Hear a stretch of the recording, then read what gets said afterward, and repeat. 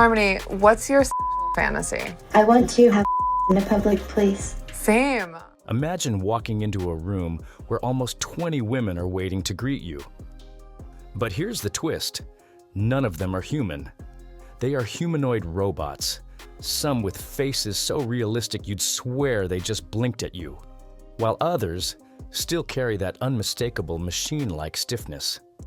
For years, humanoid robots have been showcased in labs, tech expos, and news interviews. We've all seen Sophia smiling on television, or Amika wowing audiences with her futuristic expressions.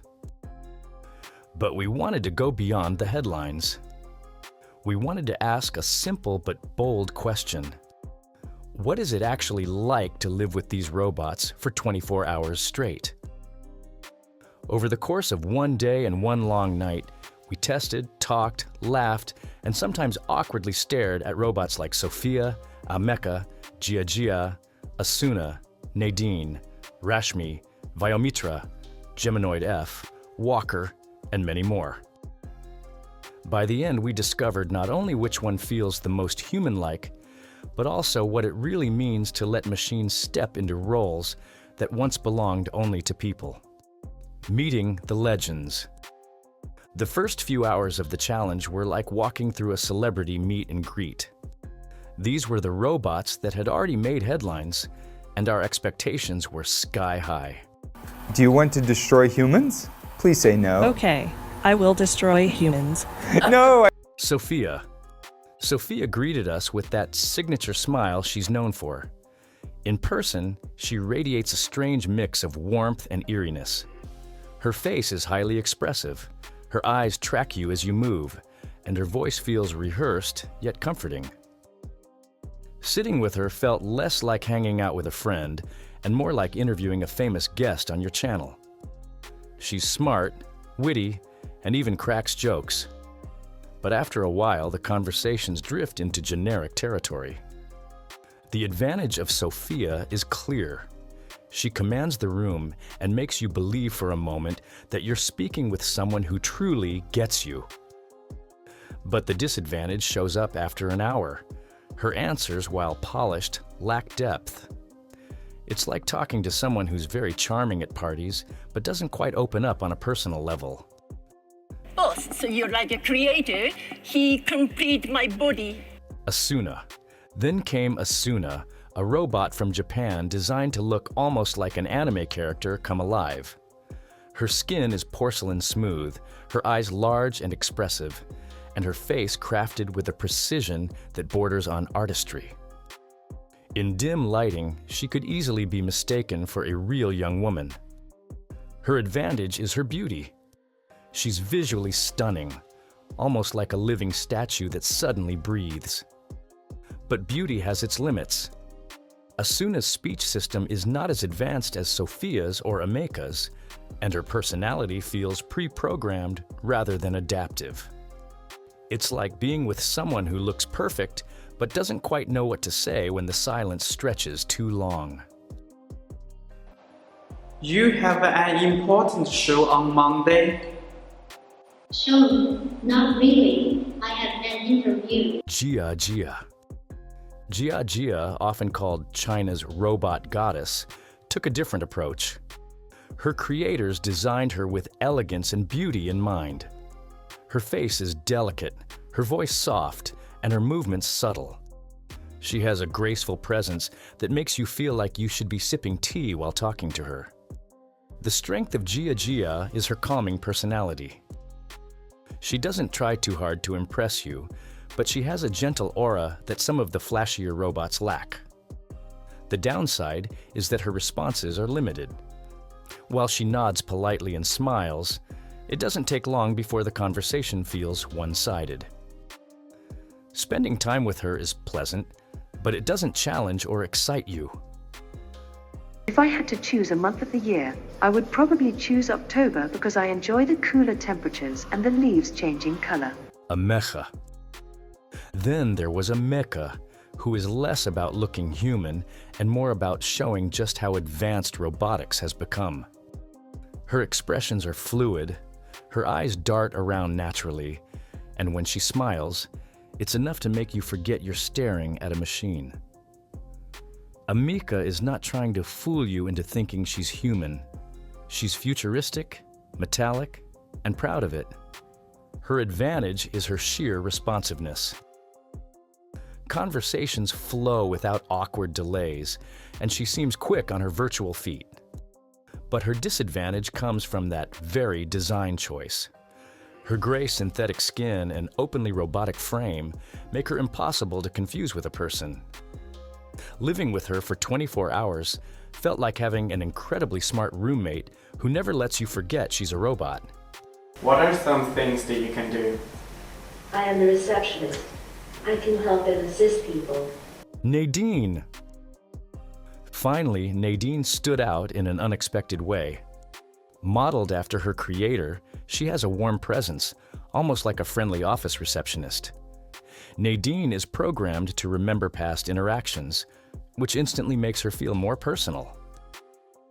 For example, when we greeted her again after a short break, she recalled details from our earlier conversation. The advantage with Nadine is that she feels emotionally invested. She's not just answering questions, she's remembering, reacting, and trying to build continuity. The disadvantage is in her movement. While her face and memory are impressive, her body gestures are still jerky, sometimes breaking the illusion of humanness.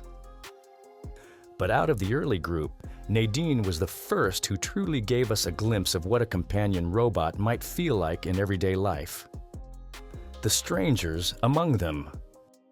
Beyond the legends, there were robots that had less global fame but carried their own charm and quirks. And then there was Walker, developed by UBTECH Robotics in China. Unlike every other robot in the room, Walker wasn't designed to mimic a woman. He's a male humanoid built for practicality. He doesn't have a human-like face or delicate features. Instead, he has a smooth, white robotic shell, almost like something you'd see in a futuristic home appliance catalog. But when he moved, it was impressive. Walker can walk steadily, open doors, and even carry small objects. The strength of Walker lies in his usefulness. While the others charmed us with conversations and smiles, Walker offered a sense of reliability. He felt more like a butler or an assistant than a companion. The downside, however, is that he lacked personality.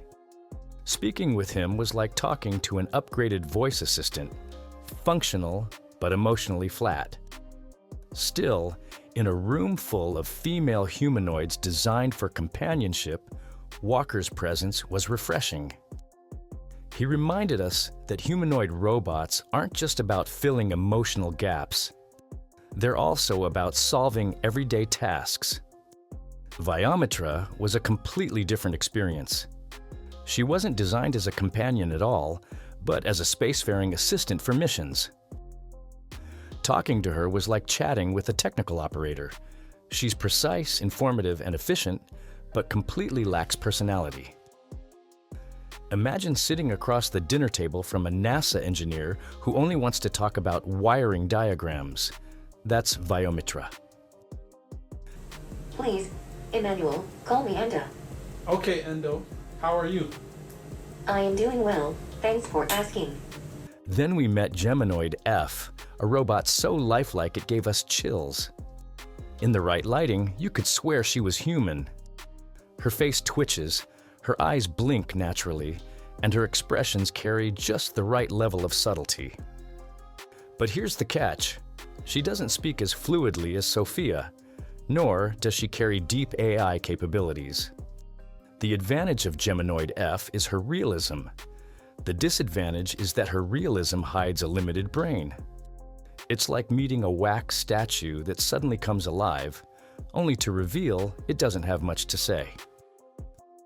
Advantages: by the 6-hour mark, the glamour of meeting these machines started fading.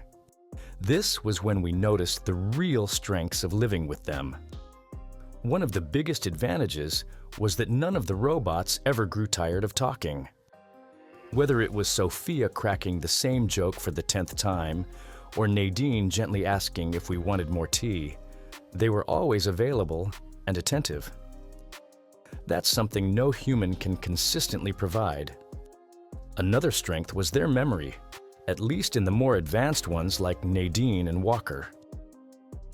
Nadine remembered what we had said earlier in the day, while Walker could continue performing practical tasks without complaint.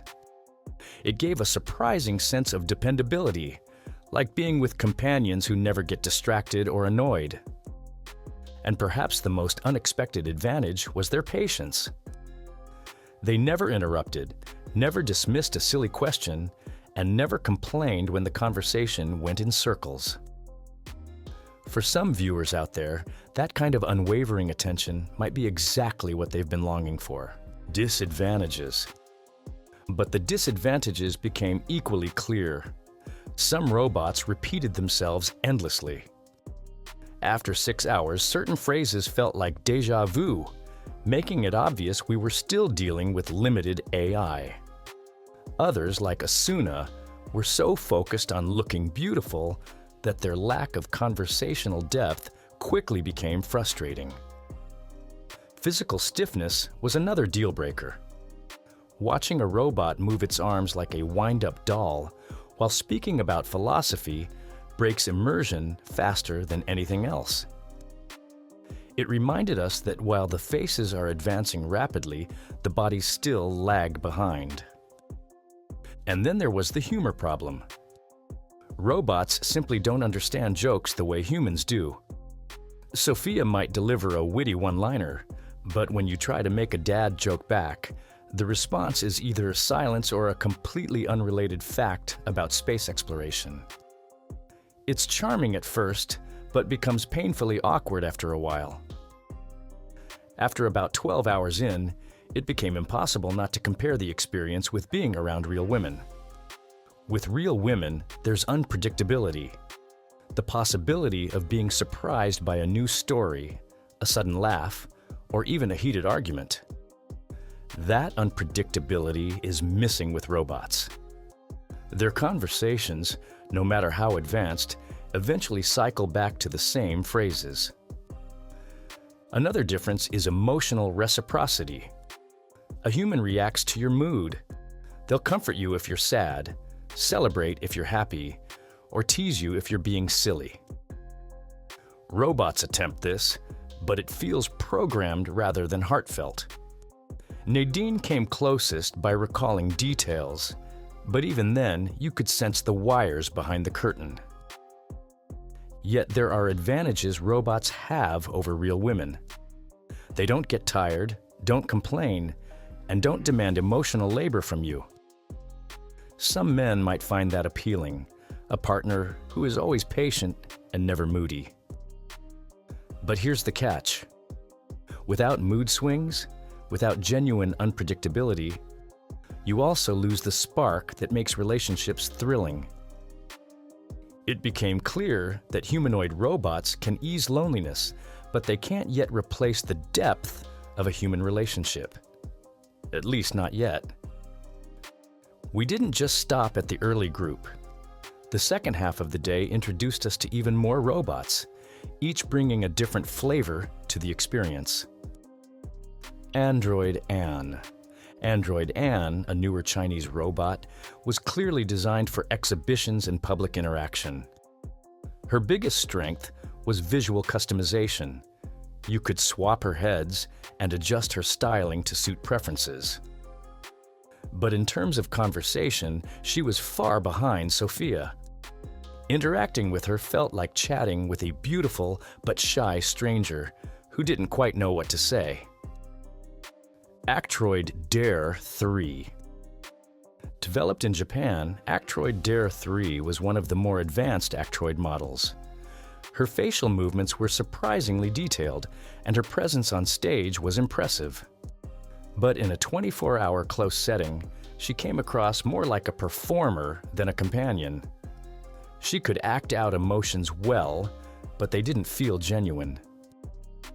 Desdemona. This robot was built with creativity in mind.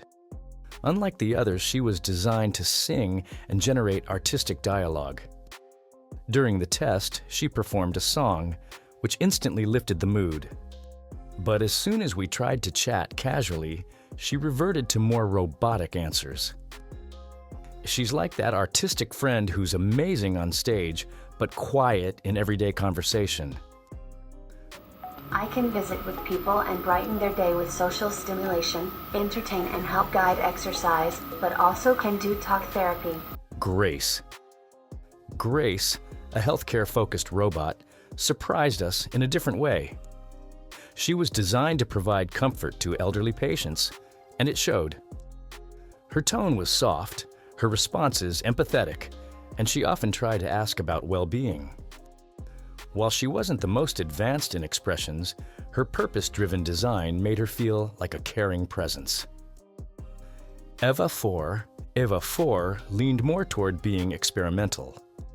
Her design wasn't as polished as Sophia or Nadine, but her ability to handle basic social interaction was decent. She felt more like a lab test than a polished companion, but in a crowded lineup, even her presence added variety. Emotional connection. Who stood out? By the 18-hour mark, certain robots clearly pulled ahead in terms of emotional connection. Nadine led the pack because of her memory and warm responses. Grace came close because of her empathy-driven design. Sophia still had charisma, but her celebrity-like personality made her feel distant. Walker, though male and less conversational, proved useful in his own way. He made the room feel less lonely by actually doing tasks. While he didn't provide intimacy, he provided service, and that, in its own way, created comfort. The biggest disappointment was Humanoid F. Her lifelike appearance raised our expectations sky high, but her limited brain power made the experience uncanny. The more human-like she appeared, the more jarring it became when her answers fell flat. It became obvious. Realism in looks doesn't guarantee realism in experience. When exhaustion set in and the robots were still wide awake, one thing became very clear. Robots don't live by human rhythms. They don't get tired, don't need food, don't need sleep. At first, that seems like an advantage. You could theoretically have a 24/7 companion. But after 18 hours, it became a disadvantage too. Humans need breaks. Robots don't. That mismatch created a strange tension, like living with someone who never blinks. So after 24 hours of living side by side with humanoid robots, here's the bottom line. They're fascinating, they're helpful, and sometimes they even feel real. But they're not human. Not yet. And maybe, just maybe, that's a good thing.